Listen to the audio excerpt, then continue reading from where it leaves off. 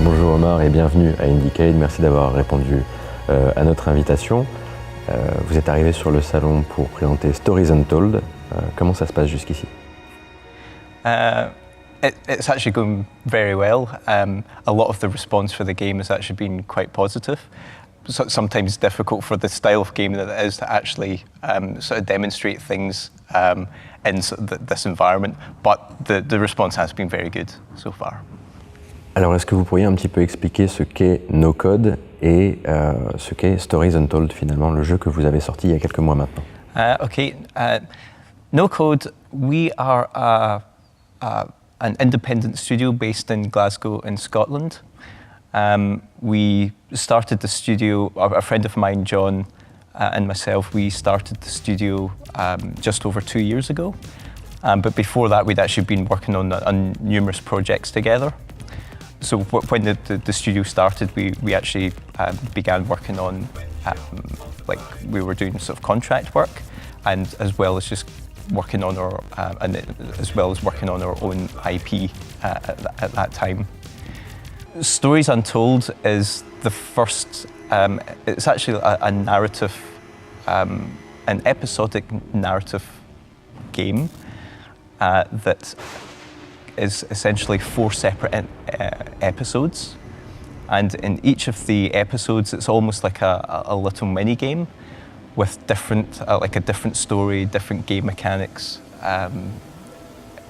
and each of the individual stories were designed almost as like separate mini games, but then the 4th episode then starts to tie everything together. Alors, Stories Untold a commencé avec The House Abandoned, qui était donc un jeu de game jam pour lequel vous avez eu un certain succès. Comment on conserve l'élan et l'élan positif entre le succès de game jam et la sortie du jeu commercial? We actually are involved in a number of different game jams, and we always find that being able to come up with like an idea in a short period of time and actually try and prove out that idea, it always has a really positive effect.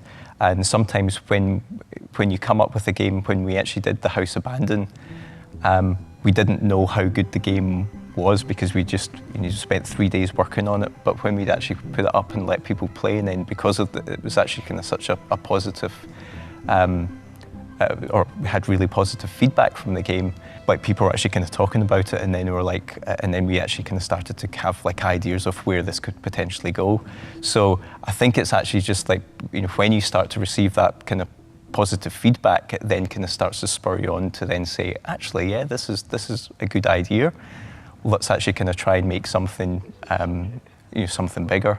And so that's when we had the idea of then saying, okay, well, rather than just kind of expanding and doing like a bigger version of The House Abandoned, we decided, well, actually, why don't we do like a set of mini games, but each of them are quite unique in their own right, and they have different game mechanics, different story.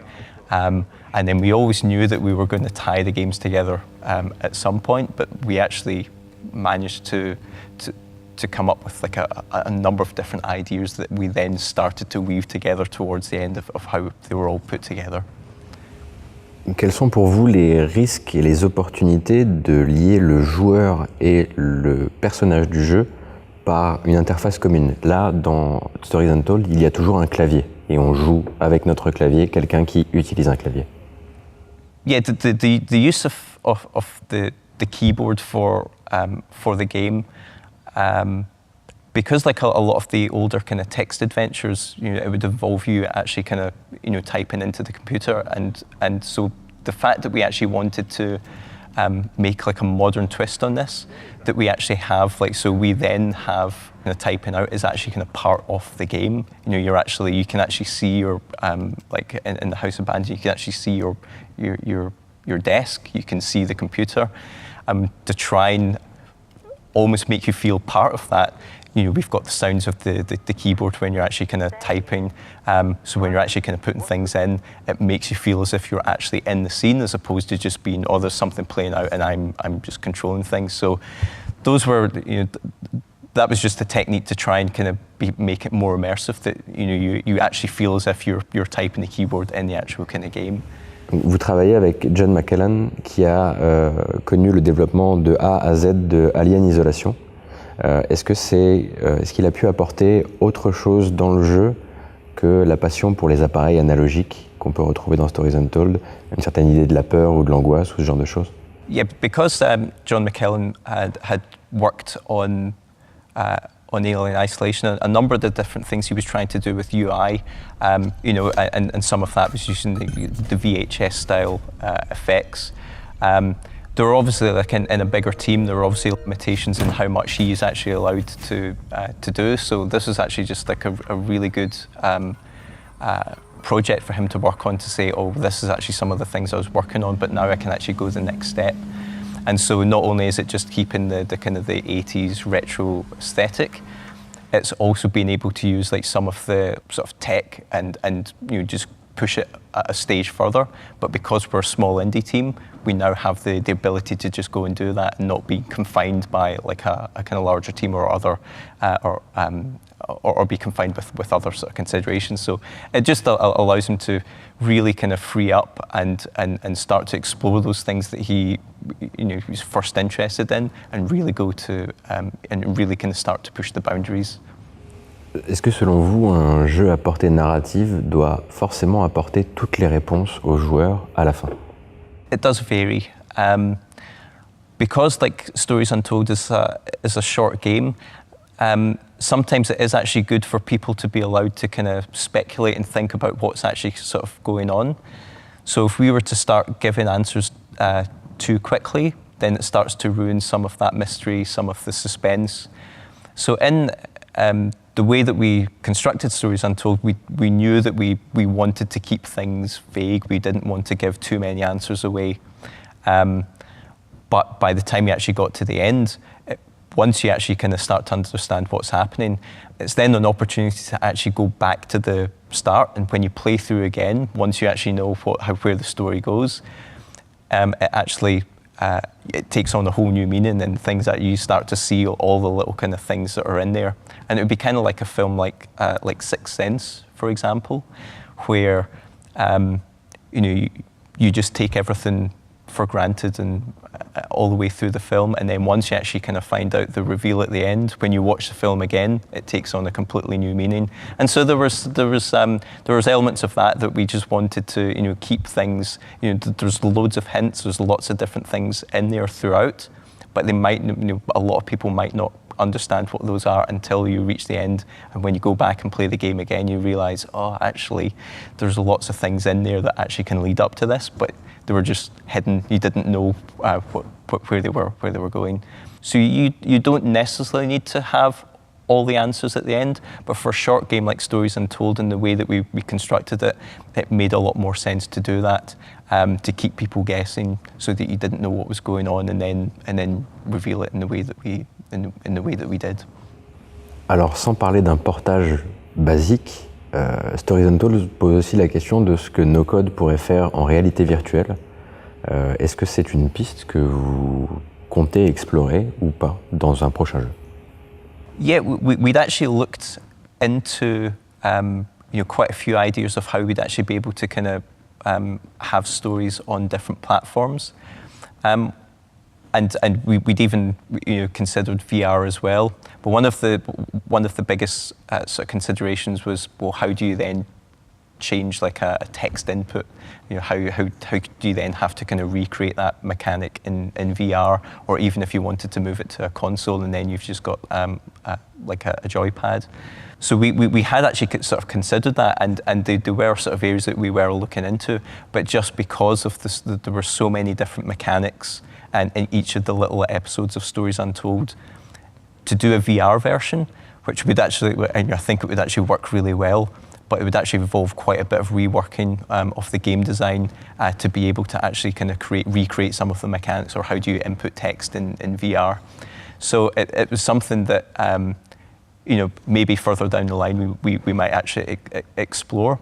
But that was one of the biggest problems, is that how do you take like the mechanics that we've set up, and then how do you then translate them in VR? And sometimes it's you have to rework something so much that it almost becomes a different game. But yeah, I think something like Stories, and just that immersive experience would work great in VR. But it's quite a lot of work to actually try and make something that would work in practice. Quel regard vous portez sur l'hyper-nostalgie, notamment autour des années 80, qui anime beaucoup de productions de jeux vidéo, notamment indépendantes? Parce que Stories Untold fait également ça, regarde les années 80, mais avec un côté un peu tordu par rapport aux choses, un côté un peu plus effrayant que nostalgique et béat, finalement, de ces années-là. I think because there's even in sort of TV and film, and especially if you look at like a TV show like Stranger Things, there's quite a lot of people actually kind of redoing that sort of 80s aesthetic, a kind of popular subgenre of different things that are there. And we'd always been very interested in retro gaming, retro sort of consoles. Things like that. And when I actually kind of grew up, I was actually playing text adventures. I was playing on the Spectrum and things like that. So when you start to see all these things from your childhood, there's actually there's a certain age of player where they'll actually look back at that and they actually say, oh, I remember using using that type of equipment, playing that type of game. So it's almost, so it is tapping into the 80s nostalgia, but it's also tapping into, for gamers or players that are old enough, it's tapping into games that they used to play. So a lot of people, when they actually kind of played Stories Untold, especially the House Abandoned and the text adventure, they actually really, it kind of almost kind of brought back a lot of memories of them playing those games, and we've had a lot of really positive feedback from players of that generation that really liked. It was just almost like a modern version of an older style game.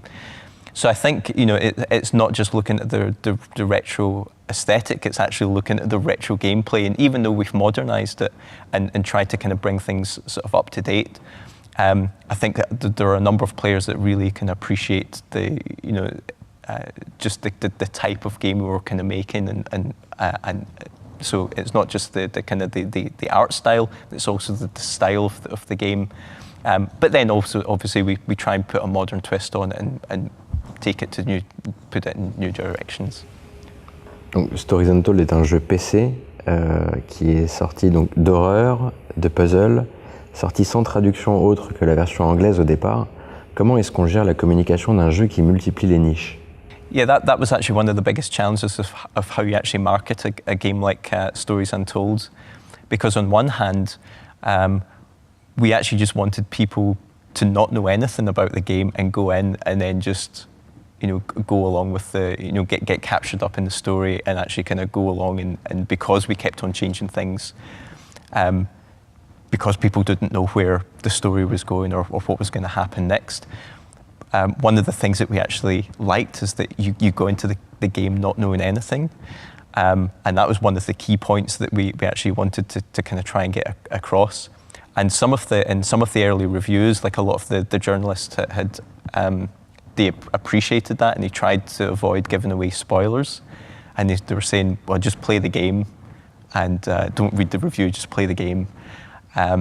But at the same time, you have a lot of people that really don't understand what the game is or what it's doing. Even some of the trailers that we actually put out, it's like it's not really clear as to what's happening, what's the gameplay, what you're meant to be doing. And so, on one hand, we don't want anybody to know anything about the game before going into it, because and then you can just get absorbed in where the story takes you and just be and that's how we wanted people to play the game. But on the other hand, because people don't understand what it is, we had this you had like quite a few challenges, especially early on, with how do we communicate this. But then obviously over time, and then once you start to get YouTube, like YouTubers covering the game, and people can actually go online and actually start to view it, then it becomes less of a, it's less of a mystery of what's actually involved in the game. And so, some people might go online and they can actually see what's going on. And, and then if they then say, oh, this looks interesting, I'll stop watching, and they'll actually just go and pick up the game. And I think, especially early on, that was actually something that was a real challenge. You don't want to give away too many things, which is unlike most other games where it's just like, this is what the game is. There's plenty of gameplay footage. You know exactly what you're getting yourself into. And this was the complete opposite. But I think, hopefully, like, word of mouth, when people actually, or the fact that we've had it on a couple of different promotions, once more people start playing or watching the game, then hopefully that word of mouth will start to spread, and you can get more and more players interested. But you try and avoid the spoilers and try and go in cold, and I think that's the best way to enjoy it. Celle-ci va être très très simple, ou pas. Où voyez-vous le studio No Code dans 5 ans? Okay. Well, at the moment, we've actually moved on to like a much bigger project. So we should hopefully be announcing that project early next year. We started off like, it was just 2 of us, and then Stories Untold, there was 3 people working full time and a few other people helping out. The studio's now up to, we now have up to 9 people. Dependent on how this next game goes, I think we do actually kind of want to make, or what we aspire to is actually kind of make sort of almost AAA style experiences, but on like an indie budget. So maybe not like the vast worlds, or maybe not the huge amounts of gameplay, but make really really good high quality games, but maybe with a shorter running time.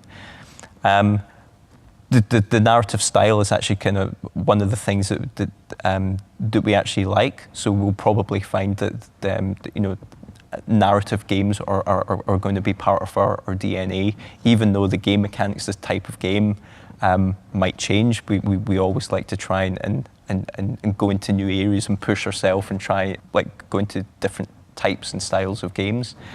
So hopefully in 5 years' time, maybe expanding the studio up to, if we expanded up to maybe 20 or so people, it still is like, it allows us to do a number of different projects that we want to do, but still keep the team small enough that it's manageable and it doesn't become a AAA studio. Alors merci Omar d'avoir répondu à l'appel, bonne fin d'IndieCade à toi, et puis bonne continuation pour No Code, bon retour en Écosse, et bon travail pour le projet dont on attendra l'annonce pour début 2018. Thank you very much for having me, and I've had a great time at IndieCade, so thank you.